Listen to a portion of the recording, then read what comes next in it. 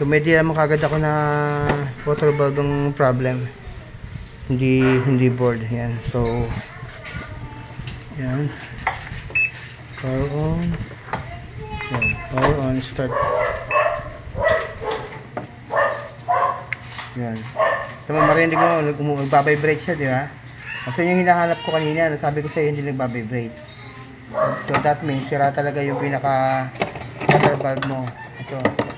Sira na yung pinaka solenoid niya. Okay. Ayun yung luma ko. Oo. Hindi siya nagbabibrate. That means may open na yung pinaka winding niya. Nasira na. Oo, kita mo, di ba? Dilig mo yung vibration niya, di ba? So that means huhigop na ng tubig yan. Ay, kakabit ko na. I-fix ko na ito. Ito yung defective. Hindi na So siya may nagbabay. filter na po yan kung ano ko. Oo, ayun o. Kita mo sa loob. Yung sinasabi ko sa'yo, yung sa'yo wala. Hindi niya dapat inaalis yan.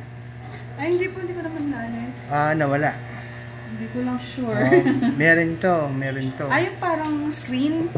Kasi double yan eh. Meron sa loob, meron sa ilalim. Okay. Baka hindi niya lang napansin. Baka na ano niya. O baka nasira na. Di ba, magkakabit ko na yung aking pyesa. So, kita niyo kapag professional technician, kompleto agad ng pyesa. Tsaka brand new, di ba? Kasi ibang technician, papabiling ka ng pyesa sa Manila, pagkabit ng pyesa, hindi pa rin naman dala. Yun ang kagandahan pag professional, may dalang pyesa. Yan, kabit ko na. So, dito ito sa Lancaster KS17.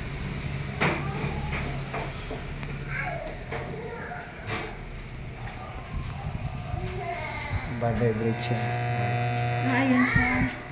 Kakabit ko na. Okay. Maingay na. Kuya, pwede po ng tape? Kung may parang ano siya. Sige ma'am, ayos ko yan. Paano na lang? Opo.